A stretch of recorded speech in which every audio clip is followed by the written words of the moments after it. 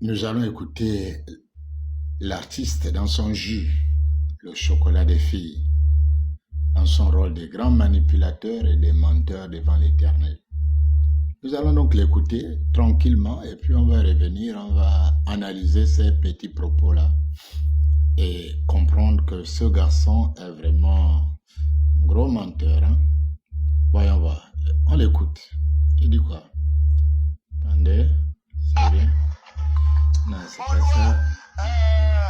Ça. Ne mélangez pas. On va l'écouter. Ne mélangez pas. Par exemple, il y a eu un père qui a violé sa fille. Quand un père viole sa fille, c'est un problème qu'on ne sait pas juger. Il y a moins, il descend. Quand il y a moins, il descend, pourquoi on fait appel? Maintenant, je vais expliquer parce que dans sa vidéo, il dit le moins, c'est un homme. Mais ça, c'est pas possible. On ne peut pas être nul comme ça. On ne peut pas être nul comme ça. Donc, j'explique. Donc, quand il vous dit le moins, c'est un homme, mais il n'a rien compris dans la spiritualité. Le mouiri, c'est un esprit. Il n'a rien compris dans la spiritualité. Pourquoi? Parce que l'esprit du neveu que les anciens avaient décidé de dire, désormais, nous allons invoquer, faire recours à ta justice lorsque nous aurons des problèmes difficiles à juger. Et à partir de là, une hiérarchie spirituelle va se créer. Il y aura des anciens qu'on va appeler des Ngando, des Ngondi, qui seront, on va choisir des maîtres qui pourront invoquer cet esprit. C'est pourquoi quand on parle de faire recours à la justice de Iyamweni, il y a quelqu'un qui est capable de faire en sorte que l'esprit de Iyamweni le possède pour rendre la justice. Et c'est ce que beaucoup vous ne comprenez pas. Ça veut dire c'est comme, vous prenez l'exemple dans le christianisme. Dans le christianisme, quand le pasteur vous dit le Saint-Esprit est là, c'est le Saint-Esprit qui parle en moi. Mais il a raison, pourquoi? Parce que pour celui qui est charnel dans l'église, quand le pasteur prêche, il voit le pasteur, c'est un homme. Mais pour celui qui a les yeux spirituels, il va voir que derrière le pasteur, il y a un esprit qui parle. Et cet esprit peut être vraiment le Saint-Esprit, l'esprit de Jésus. Ça peut être l'esprit de Jésus. Ça peut être l'esprit de Constantin. Ça peut être l'esprit de son propre grand-père. Ça peut être un esprit de serpent. Ça peut être un esprit de l'homosexualité. Donc quand le pasteur vient, il dit, l'Éternel m'a dit, l'Éternel est sur moi. Celui qui a les yeux spirituels regarde que c'est un homme. Mais derrière chaque voix, derrière chaque homme, il y a une entité qui le gouverne. Mais moi, je ne vois pas pourquoi ça scandalise. Je ne vois pas pourquoi, quand on dit, il dit dans sa vidéo, oh, quand tu sors, on te fait découvrir que le Mouiri, c'est un homme. Mais celui qui sort, c'est un homme, mais qui voile l'esprit du Mouiri. Et c'est là qu'ils n'ont rien compris. Celui qui sort, c'est un homme, mais qui voile l'esprit du Mouiri. C'est comme moi quand vous me voyez. Si je suis un homme, quand je suis là, je suis un homme. Mais derrière moi, il y a des entités. Par exemple, il y a eu un père qui a violé sa fille. On peut être comme ça, vraiment. On peut être un gros manipulateur comme ça. Alors, on va examiner, excusez un peu, je suis un peu décontracté ce matin-là, je viens de me réveiller, je tenais quand même à communiquer avec vous au sujet. Vous voyez, on peut vraiment être comme ça, mon frère. Mais c'est bien que déjà tu parles du Mouiri, c'est bien, vraiment. Bénissons le Seigneur que désormais le secret est dehors et tu peux en parler. Alors, donc, soyez un peu plus sérieux. Vous voyez, quand vous écoutez ce garçon, là, il ment. Voilà, il sait qu'il ment. Là, il sait qu'il ment. Et il vous ment. Quand vous écoutez ce garçon, il y a des choses qu'il veut mettre dans votre esprit. En fait, il veut implanter des mensonges dans votre esprit. Et je vais vous présenter les 3 mensonges et je vais décortiquer après. Le premier mensonge qu'il veut mettre dans votre tête, c'est que le Mouiri est un esprit. Voilà le premier mensonge. Il veut vous faire croire que le Mouiri est un esprit. Alors que ce n'est pas vrai. Le Mouiri, en aucun moment, le Mouiri n'a été un esprit. L'Omuri était, depuis le commencement, l'Omuri a toujours été un homme. Nous avons dit que c'est le neveu incestueux. Ça, c'est la première chose. La deuxième chose, il veut mettre dans votre tête que la société au Kandé était une société, mais vraiment sauvage, qui ne savait pas régler les problèmes. Que quand il y avait un problème, les gars étaient paniqués, les gars étaient désemparés, et que l'arrivée du Mouri a été un ouf de soulagement pour ces gens-là. Enfin, on a un justicier qui peut nous apprendre comment on traite des problèmes. Et la troisième chose, il veut nous montrer que, effectivement, cet esprit étant venu au bon moment, mais vraiment c'est un esprit parfait qui apporte la justice, qui apporte, qui est le régulateur ou on va dire quoi, le protecteur des normes et des valeurs. Ces trois éléments, ces trois phases qu'il présente dans cette petite vidéo sont tous mensongères et nous allons les déconstruire rapidement en 2, 4, 6. La première chose, parlons de l'esprit de Mouri. Il a dit, derrière moi, je suis là, mais derrière moi, il y a une entité. Non, on va dire simple. Le neveu, celui qu'on appelle le Mouri, qu'on appelle le génie, qu'on appelle l'esprit, qu'on appelle l'ongando, tous ces mots-là renvoient à une seule réalité. C'est la réalité du neveu incestueux. C'est le neveu incestueux qui est devenu ainsi. Et donc, nous avons expliqué dans notre live que le neveu a commis l'inceste et il a été couvert de malédiction. Il n'est jamais devenu un esprit, mais il est devenu un homme animal à cause de la malédiction et des conditions dans lesquelles il vivait. Si vous prenez la Bible, dans le chapitre 4 du livre de Daniel, à partir du verset 28 jusqu'à 36 par là, vous verrez une situation similaire où un homme a posé un acte et la malédiction de la métamorphose animalière lui a été donnée. Il s'agit de Nebuchadnezzar. Nebuchadnezzar a posé un acte d'orgueil et de défi envers Dieu. La malédiction est descendue sur Nebuchadnezzar. Nebuchadnezzar est devenu un animal presque. Lisez le texte, vous verrez qu'il va avoir des ongles qui vont pousser, des cheveux de partout, etc. Il va être couvert de rosée. Il vit maintenant au milieu des animaux. Nebuchadnezzar, roi de Babylone, est devenu comme un animal. C'est ce qui est écrit. Et plus tard, il va se repentir, il redevient normal. Or, le cas du neveu ici est similaire. Ça veut dire la malédiction de l'acte posé l'a transformé en bête, presque en bête sauvage. Et lorsque la bête sauvage en question a été récupérée par les hommes, d'abord par les femmes et ensuite par les hommes, cette bête a été tuée. Ce monsieur, celui qu'on appelle le Mouri original, a été tué. Il n'a jamais survécu. Il n'a jamais été là pour venir rendre justice à qui que ce soit. Il a été tué dans le Dzanga, dans le premier Dzanga qui a été construit au village. Le Mouri a été tué depuis le même jour. Ça, c'est la vérité. Là, il vous ment. Le Mouri n'est pas un esprit qui a survécu et qui de temps en temps descendrait dans le village pour rendre justice lorsqu'il y a un problème. C'est faux.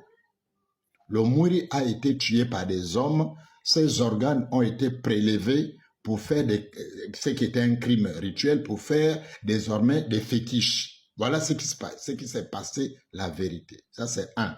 Donc, dire qu'il y a un homme dans lequel le Mouri rentre, c'est comme si le Mouri était un esprit. Alors que le Mouri n'a jamais... À quel moment le Mouri est devenu esprit?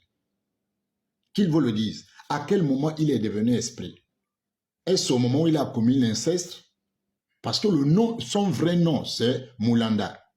Le nom du Mouri, c'est Moulanda. Son vrai nom, avec lequel il a commis l'inceste, c'est Moulanda. C'est lui le neveu de Mbombé. À quel moment il est devenu esprit? Puisqu'il a fui dans la poubelle, derrière les toilettes, au palmier, dans la forêt et dans la grotte. Et c'est dans la grotte que les femmes l'ont récupéré. Il n'était pas esprit. Il était couvert de la malédiction, comme Nebuchadnezzar était couvert de la malédiction. Il était un homme animal, mais il n'était pas esprit. Il n'était pas un ange, parce que ce qu'on n'entend pas des esprits, les esprits sont de deux types. Soit vous avez des anges qui sont au service de Dieu, qui sont fidèles, ou des anges déchus qu'on appelle des démons. Quand ils disent entités, les entités, ce sont des démons. Voilà. Ou alors, les esprits humains. L'esprit humain, c'est ce qu'on appelle maintenant fantôme. Est-ce que vous comprenez ça? Ça, vous pouvez le comprendre. Et donc, sur ce premier point, où il essaie de faire passer Moulanda pour un esprit qui habite les gens, c'est une manipulation. C'est un mensonge. Moulanda n'est jamais devenu un esprit. Quand les femmes l'ont repêché de la grotte, les hommes l'ont récupéré sous le bananier, lorsqu'il lui a été offert le tronc de bananier, le chien, la panthère et le pygmée en sacrifice, ce n'était pas à un esprit qu'on donnait ces choses en sacrifice, c'était à un homme sauvage, un homme animal qu'on donnait ces choses. Et par la suite, ils l'ont éliminé. Moulanda, le Mouri a été éliminé, il a été sacrifié. Il ne peut pas dire le contraire. Ça, c'est un.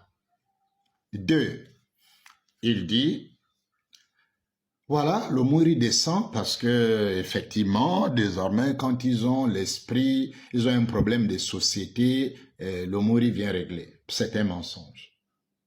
C'est un mensonge parce que ça, c'est faire passer la société, le village des Okandais, le peuple Okandais, donc de l'époque d'avant le Mouri, puisqu'il reconnaît que le Mouri a été découvert, puisqu'il reconnaît qu'il y a eu une genèse à partir de l'inceste. Mais comment était ce village, comment vivait ce village avant cet inceste-là? Ça veut dire qu'ils vivaient comme des sauvages. Mais s'ils vivaient comme des sauvages, le neveu n'aurait jamais eu de problème au moment où il a couché avec la femme de son oncle. C'est parce que cette société était régie que le neveu a fui la justice sociale. Et l'inceste, le cas qu'il a pris, c'est un cas de viol. Non, si quelqu'un a violé sa fille, le Mouri doit venir juger et tout le reste. Mais le cas qui a fait que le neveu fuit le village, c'est le viol. On va dire c'est l'inceste. C'est un problème grave. Et s'il a fui, c'est parce qu'il a fui la justice sociale. Parce qu'il savait que dans la société, ce n'était pas bien de le faire. Si la société n'était pas codifiée, si la société n'avait pas arrêté déjà ce qui doit se faire et ce qui ne doit pas se faire, il n'aurait pas fui. Il serait resté tranquille au village, puisqu'il n'aurait pas su que c'est mauvais. S'il a fui, c'est parce qu'il savait que c'était mauvais. Et donc là encore, le chocolat des filles ment. La société n'a pas attendu le Mouri pour régler ses problèmes. La société a profité donc du Mouri simplement, comme il le dit, pour hiérarchiser sa sorcellerie. Sa sorcellerie. Et donc quand il dit, enfin, pour terminer, la troisième chose, qui est tout aussi grave, c'est qu'il dit, ben voilà, quand le Mouri descend, c'est lui le garant de la norme sociale. Et ça, c'est ça le problème avec leur notion des fameux ancêtres. C'est qu'il est en train d'essayer de mettre dans votre tête que votre parent qui a été un violeur, votre parent qui a été un incestueux, puisque le Mouri est mort, il a été tué, et que c'est lui, selon lui, qui revient et qui rend la justice dans la société. Donc, il essaie de vous montrer que quand un criminel, un assassin, un voleur, un brigand, une fois il est mort, non, ben il est absous de tous ses problèmes et il devient maintenant le meilleur protecteur de la société. Voilà M. Moulanda, qui est appelé plus tard le Mouri, qui a commis l'inceste, qui a été maudit, et qu'eux, ils adorent là-dedans, ils appellent là-dedans, pour venir traiter les problèmes difficiles, comme il le dit, de la société, alors que lui-même a fui le village à cause d'un problème difficile qu'il a créé. Comment un sorcier, un incestueux, est-il devenu un garant des normes sociales, des valeurs sociales? Et ça, c'est le problème avec l'animisme. C'est ce fourre-tout-là avec l'animisme. Donc, chers messieurs, on vous comprend. On sait que vous avez longtemps gardé ces choses dans le mensonge, mais ça va vous rattraper. Le peuple est en train d'apprendre. Le peuple est en train de comprendre. Quelqu'un qui a été maudit parce qu'il a commis l'inceste ne peut pas devenir demain, après-demain, un esprit sage, un esprit savant qu'on va consulter, etc. Maintenant, pour expliquer ce qu'il dit, on est un esprit qui rentre. Mais non, l'esprit qui rentre là, c'est pas le Mwiri. Le Mwiri a été tué. Le Mwiri, c'est Mulanda. Mulanda a été tué dans le Nzanga. L'esprit qui rentre, c'est simplement la magie noire qui s'est faite. L'esprit de Mulanda ne possède jamais personne. L'esprit Mulanda est un humain. Quand il est mort, il est mort. Ils l'ont sacrifié, ils ont pris ses organes pour faire des fétiches et tout le reste. C'est terminé. C'est maintenant la magie noire qu'ils ont organisée. C'est des démons qu'ils appellent. Et on explique. Celui avec qui le Mundunga parle. Le Mundunga, c'est l'intermédiaire entre le vieux sorcier là, qui fait le Mouri dans la forêt là, qui joue au Mouri. En fait, c'est un rôle qu'il joue. Puisque nous vous avons expliqué comment le Mouri se déplace. C'est des équipes qu'il place dans la forêt à intervalles réguliers ou irréguliers, etc. avec des tam-tams des mêmes. Et ils suivent. Dès que le top est donné, la première équipe agit, elle s'était, la deuxième prend, elle s'était au fur et à mesure. C'est ce qui se passe. Et vous avez l'impression effectivement qu'il y a un esprit qui se déplace. Pour ce qui est de la voix qui fait peur aux gens, on vous a expliqué que ce sont des herbes, ce sont des potions qu'on fabrique avec des écorces, des herbes et tout le reste. Lorsque vous les prenez, ces potions ont un effet spécial sur vos cordes vocales. Et quand vous mettez accroupi, parce que c'est pas debout, vous devez créer une certaine base au niveau de votre cou et avoir la bouche ouverte. Donc, et pendant que vous faites, ça donne l'impression, mais vraiment que c'est un monstre. Et pendant ce temps, vous avez de la bave qui coule et c'est cette bave qui est récupérée pour les futurs initiés. Donc, cher monsieur, chocolat des filles, tu ne sais pas. Tu as bien dit que tu as été initié au Mouri, tu avais 7 ans. Mais comment quelqu'un qui a été initié à 7 ans peut prétendre connaître ce que les maîtres connaissent? Tu es menteur, tu ne connais pas, jeune homme. À 7 ans, tu as été initié, on t'a expliqué ça quand? On t'a enseigné ça quand? Mais bon. Voilà, mesdames et messieurs, c'était juste un petit café, je sors du sommeil, je voulais partager. Je suis tombé sur la vidéo, quelqu'un me l'a envoyé et j'ai juste fait ça pour vous apporter un peu plus d'éclairage. Donc, premièrement, on n'a jamais envoyé le neveu aller chercher l'Ongando et que là-bas il aurait acquis la sagesse et qu'il serait devenu un esprit, c'est faux. Il a fui parce que la société avait des valeurs et était déjà organisé, savait ce qui était bien de ce qui n'était pas bien. On n'a pas attendu le Mouri pour ça. Le Mouri a simplement, cet épisode a permis simplement de hiérarchiser la sorcellerie, hiérarchiser la manipulation. Le vieux qui fait, le Mouri qui fait le bruit à côté derrière les maisons dans la forêt, qui parle avec le Mundunga pour que le Mundunga maintenant vous traduise ce qu'il est en train de dire, c'est des complices en fait. C'est un truc préparé, c'est une chorégraphie, voilà. C'est juste une chorégraphie, je vous assure. Je vous le dis en tant qu'expert, je vous le dis en tant que maître, c'est une chorégraphie et rien de plus. Il n'y a pas d'esprit de Mouri, il y a des vieux sorciers, il y a des fantômes qui sont relâchés, il y a, comment on appelle, des fusils nocturnes, voilà. Ce sont des fusils nocturnes. Quand on a dit le Mouri t'a attrapé, c'est un fusil nocturne qui t'a attrapé. On t'a lancé un fusil nocturne, un mauvais sort, un sortilège, une malédiction. C'est de ça qu'il est question. Je reviendrai, je l'ai entendu parler de maîtriser les 4 lois de la nature, les 4 éléments. Je vais vous expliquer ça dans le Mouri. Le vent, donc l'air, le feu, la terre, quoi là encore? Il y a qui encore? Le feu. Voilà, je vais revenir dans une autre vidéo. Je vais vous expliquer ces choses-là dans le Mouri. Vous allez vous rendre compte que Ils se foutent vraiment des gens, ces gars. D'accord. Shalom chez vous. Bonne journée. Merci, mesdames et messieurs.